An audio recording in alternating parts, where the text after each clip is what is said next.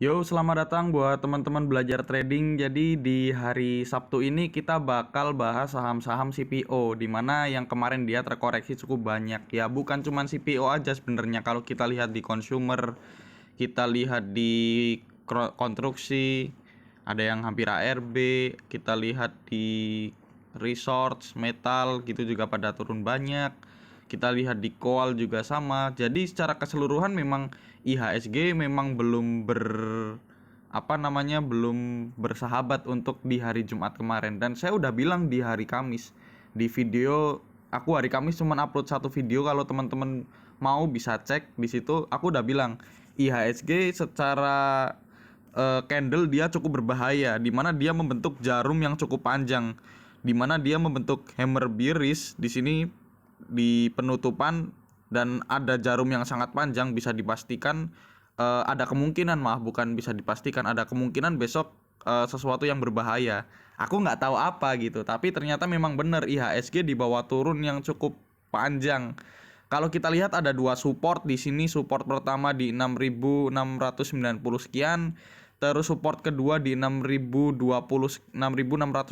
sekian, dijebol semua dengan sangat santainya kayak gitu kan.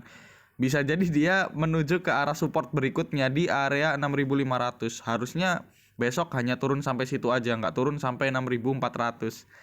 Karena kalau kita mau lihat di 6.400 ya dia masih harus turun 2, sekian persen kayak gitu. Jadi menurutku kalau mau aman sih ya memang beli di hari Selasa atau di hari Rabu kalau mau aman. Tapi kalau teman-teman yang suka spekulatif buy ya bisa di hari Senin mulai nyicil aja, jangan langsung all in kayak gitu teman-teman. Walaupun memang harga di sekarang ini menggiurkan dan kita nggak tahu apakah di Desember masih ada windrest atau enggak.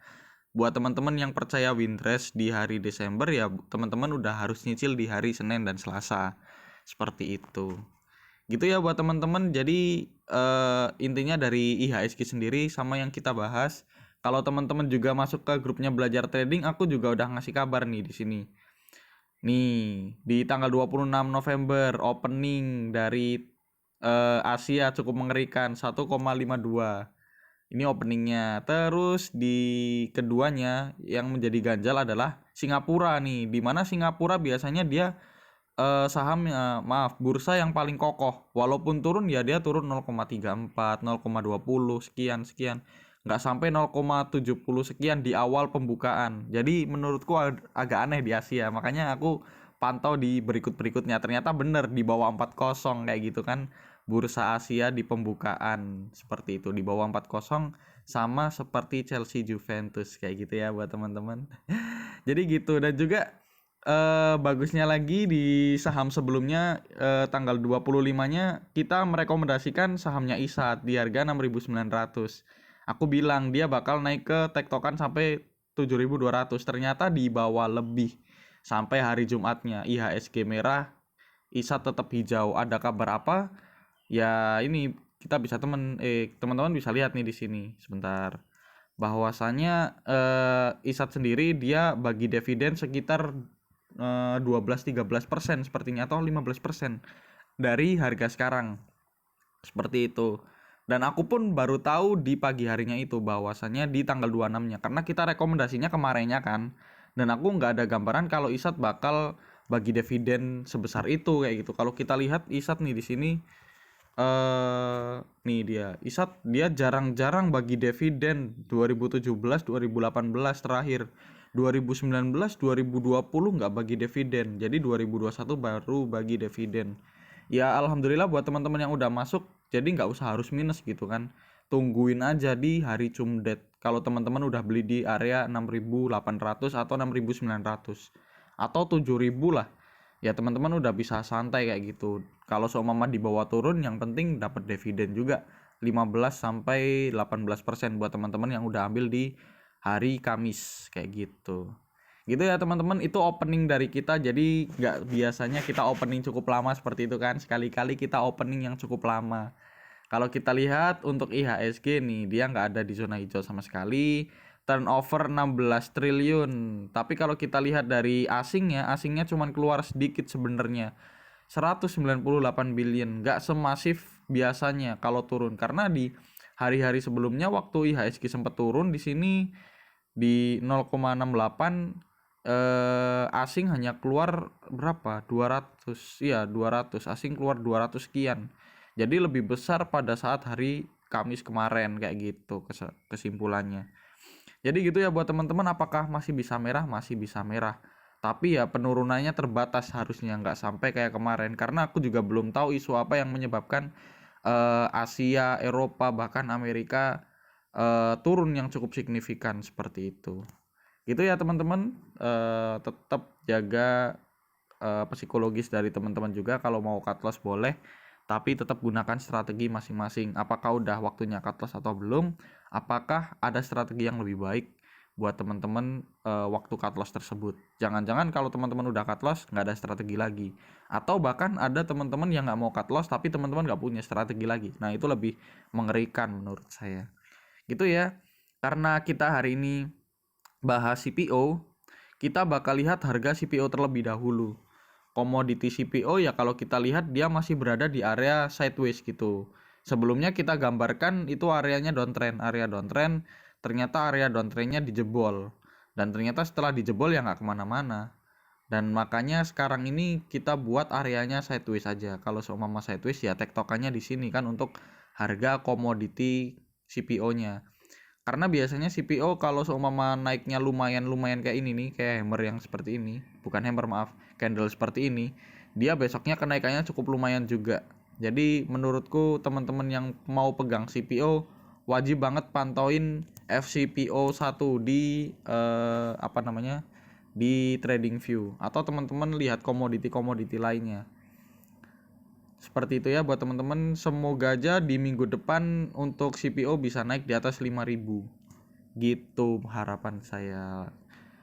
Lanjut aja ke pembahasan yang pertama. Pembahasan pertama ada di SNG. Di SNG hari kemarin udah masuk ke area 600 sekian, dia udah bentuk golden cross cantik banget. Malah ternyata dia dibawa turun kembali. Ya nggak masalah, mungkin buat teman-teman yang belum beli gitu kan bisa mulai pantau kembali. Kalau kita lihat foreign net sell 4 billion. Kalau kita lihat pembelian paling banyak KI, retail penjualan paling banyak BKAK. Jadi seperti itu. Kalau kita lihat menggunakan broker summary-nya sendiri untuk DSNG, dia masih diakumulasi, hebatnya DSNG. Walaupun asingnya keluar cukup banyak 4 billion, tapi untuk bandarmologinya dia masih akumulasi untuk DSNG. Dan secara keseluruhan kalau kita lihat punya DSNG dia cukup cantik akumulasinya. 1 hari, 5 hari, 10 hari, 20 hari tidak ada yang distribusi. Ya kalau kita lihat asing secara keseluruhan memang akumulasi, dan hanya kemarin dia mulai distribusi karena ya IHSG sedang seperti itu kayak gitu kan. Kalau kita lihat menggunakan teknikalnya sendiri untuk DSNG kemarin kita buat triangle symmetrical dan dia udah jebol. Nah ini kalau seumpama kemarin dia IHSG nggak neko-neko ya mungkin bisa dilanjutkan kenaikan yang lumayan, karena kalau kita lihat di sini di jam-jam awal nih DSNG walaupun IHSG turun, DSNG belum terpengaruh untuk turun, malah dia hampir naik seperti itu. Dan ternyata waktu dibawa turun dalam baru DSNG dibawa turun. Makanya dia hammernya candlenya membentuknya seperti ini. Jadi dia sekarang berada di area support dari uptrend dia atau dalam triangle symmetrical. Kalau teman-teman mau buy on support yang kuat ya belinya di dekat 565, di 570 atau 575 seperti itu. Ya cut loss-nya 1-2% lah ya. Gampangnya kayak gitu nih. Kalau kita lihat untuk stok RSI-nya untuk bar chart-nya dia mulai di bawah 0 kembali. Bar chart-nya mulai di bawah 0 kembali, padahal kemarin dia udah membentuk golden cross nih kalau kita lihat. Garis biru kemarin udah golden cross dan sekarang kembali ke arah dead cross. Ya semoga besok dia bisa turun dulu langsung dilanjutkan kenaikannya untuk DSNG seperti itu. Kalau kita lihat juga bandar akumulasi secara masif. Lanjut ke saham berikutnya. Di saham berikutnya ada AALI, di mana AALI hari ini terkoreksi hammer bearish. Hari ini dia tutup di area 10.000. Kalau kita lihat menggunakan analisanya untuk asing dia net sell 11,5 billion. Ya seperti yang saya bilang sebelumnya di grupnya belajar trading, nanti kalau mau beli AALI, teman-teman bisa nunggu di deket 10.000 aja. Mana ya AALI ya, Unilever, IPTV. Nah ini dia AALI ini. Kalau teman-teman mau beli deket-deket 10.000 aja, tunggu deket 10.000, dan ternyata sekarang udah ke area 10.000. Sayang kalau belinya di 10.300 udah minus 3,5% kayak gitu. Dan kalau kita lihat asing net sell 11,5 billion, penjualan paling banyak BK, YU, ZP, AK, ya pantas kalau dia net sell. Pembeliannya sama YP, Mirai Aset Sekuritas. Kalau kita lihat menggunakan broker summary-nya sendiri, sebentar. Untuk AALI dia di distribusi juga 6,371 billion, tapi secara keseluruhan untuk bandar masih akumulasi. Asing secara keseluruhan juga masih akumulasi, tapi di 1 hari sampai 10 hari dia masih di distribusi. Apakah udah mau mulai distribusi atau strategi dari bandar dan asing? Seperti itu. Nah, ini dia. Dia waktu itu udah membentuk uptrend, ternyata dijebol di area support. Support kuat di sini. Ini ada support kuat dan ini support uptrend, dia dijebol. Biasanya kalau ada support kuat dan support uptrend, dia bakal dijaga banget, ternyata ya seperti itulah ya. Ternyata dibawa turun kembali, alhamdulillah seperti yang kita duga. Kalau mau beli nanti di area 9.900. Kalau 9.800-nya jebol baru teman-teman jual. Kalau 9.800-nya jebol, teman-teman mending saran saya jual dulu aja. Karena supportnya jauh banget di 8.775 kayak gitu. Kalau kita lihat bar chart di bawah 0 semakin tajam, MACD juga garis biru semakin tajam menuju ke bawah. Kemarin dia turun dengan volume yang cukup besar. Jadi hati-hati buat teman-teman yang mau beli AALI, mending tunggu di 950 atau 900-an kayak gitu, 9.900. Gitu ya buat AALI. Lanjut aja ke saham berikutnya. Di saham berikutnya ada SSMS. SSMS dia terkoreksi 4,62%. Asing net buy 6,37 billion. Pembelian paling banyak KZ, RX, CS. Nikmat banget nih. KZ, RX, CS, broker Sultan semua. Penjualan YP, CC, dan juga YU. Kalau kita lihat menggunakan broker summary-nya sendiri untuk SSMS, dia diakumulasi sama bandarnya secara masif. Secara keseluruhan diakumulasi 1, 5, 10, 20 dia diakumulasi. Untuk asing juga sama, dia juga akumulasi masif di SSMS. Kalau kita lihat menggunakan broker summary-nya sendiri untuk SSMS, dia udah di deket area support. Kalau teman-teman mau beli, dia bisa ke 2000, 1200 maksudnya. Dia bisa ke 1200. Kalau seumpama beneran ke 1200, admin juga mau nadahin di bawah gitu kan. Lumayan dia bandar akumulasi secara keseluruhan. Kalau kita lihat tadi asing juga akumulasi secara keseluruhan, udah mau deket support. Ya kurang cantik apa ya, paling kurang cantik di segi volume. Kemarin dia turun dengan volume yang cukup banyak, tapi wajar karena kemarin juga masih pada keluar kayak gitu. Kalau kita lihat MACD dia udah menuki ke bawah karena dia kemarin turun yang cukup banyak dengan volume yang tinggi, dan juga bar chart di atas 0 mulai menipis kayak gitu. Tapi ya kita tunggu aja. Patut kita simak untuk di harga 1.200 sekian. Kalau teman-teman yang udah beli di area 1.100 yang waktu itu kita rekomendasikan di grup, mana? Mau lihat nggak? Ya intinya adalah teman-teman udah aku rekomendasiin di 1.100, 1.110, maaf 1.110. Kalau teman-teman yang masih beli di area 1.110 mau di hold silahkan. Seperti itu. Gitu ya untuk SSMS. Kalau seumpama sekarang masih pegang, kemarin minus 4%, beli di 1.110, ya teman-teman masih mengantongin 10% kayak gitu. Walaupun kalau kemarin taking profit di 1.300 atau 1.310, ya teman-teman udah profit sekitar 15% gitu. Lumayan lah ya buat teman-teman. Lanjut ke saham yang ke terakhir ya kalau nggak salah. Di saham, belum, di saham yang ke berapa? 1, 2, 3, 4. Keempat ada LSIP. LSIP hari ini turun hampir ARB tapi tidak ARB, alhamdulillah. Asing net sell 19,48 billion. Pembelian paling banyak GR, CC, KK, DH. Pembelian paling banyak GR, CC, KK. Penjualan paling banyak GW, BK, PP, BB. Wah.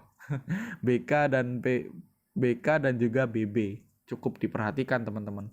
Kalau kita lihat menggunakan broker summary-nya untuk LSIP, dia didistribusi kelihatan banget 7 billion malah. Secara keseluruhan juga bandar distribusi. Asing secara keseluruhan maupun temporary-nya juga distribusi. Kalau kita lihat menggunakan teknikalnya sendiri untuk LSIP, ya dia kemarin juga jebol area. Kemarin kan dia candle-nya hijau, tapi dia berada di area resist. Dan dia dibalikin lagi ke area support. Ini dia hanya satu candle dari resist sampai ke support gitu. Cukup mengerikan sekali. Jadi ya kalau teman-teman mau beli bisa nyicil di 1250 atau 1255. Kalau nanti jebol ya nyicil lagi di area 1200 gitu aja. Kalau 1200 jebol ya udah nggak usah diperhatikan dulu aja. Kalau kita lihat nih di sini mana ya? Pakai ini aja deh, garis trend. Ini kan ada double bottom kalau kita double top maaf. Nah, biasanya kalau teorinya double top ini ditarik ke atas ke sini seperti ini, terus kalau ditarik ke bawah dia bakal 1:1. Nah, intinya gitulah. Nah, berarti dia bisa turun sampai ke area 1200. Seperti itu. Teorinya seperti itu, tapi nanti kita lihat aja market bakal seperti apa gitu kan. Bukan berarti teori itu bisa 100% benar. Teori itu kan hanya sebagai imbuhan aja. Kita mau melakukan sesuatu harus pakai dasar. Jangan hanya beli cut loss gitu aja. Ada bantuan sedikit lah dengan adanya teori-teori. Tapi bukan selamanya teori itu bisa benar. Kayak gitu ya teman-teman. Jadi kalau mau beli bisa beli di 1255 atau 1250. Kalau nanti jebol ya bisa cicil yang kedua di 1200. Gitu untuk LSIP. Lanjut di saham yang terakhir. Di saham yang terakhir ada BWPT. BWPT ditutup sebenarnya ditutup ARB, tapi dia masih ada pembelian kayak gitu, masih ada pemesanan maaf. Kalau kita lihat asing net sell 600 juta, cukup besar menurutku untuk di BWPT. Pembelian paling banyak CC, penjualan paling banyak YP. Kalau kita lihat menggunakan broker summary-nya sendiri untuk BWPT didistribusi. Asing juga distribusi. Kalau kita lihat menggunakan teknikalnya sendiri untuk BWPT ya dia sebenarnya udah berada di area support kayak gitu. Nih dia di sini sebenarnya ini karena nggak lurus ya teman-teman. Ada neckline dia di 86 dan ada support di 85. Kalau semua teman-teman mau beli di 86 atau 85 bisa aja. Cut loss nanti kalau dia jebol 83-nya. Ya cukup besar aja berarti. Karena kalau udah di bawah 100 ya satu ticknya bisa 1, sekian persen gitu kan. Jadi hitung bener-bener buat teman-teman yang mau beli saham-saham yang di bawah 100. Kayak gitu. Kemarin dia turun yang sangat dalam tapi volume nggak lebih besar daripada kemarin. Kalau kita lihat juga kemarin udah hampir golden cross tapi nggak jadi dan akhirnya dia dibawakan kembali ke bawah.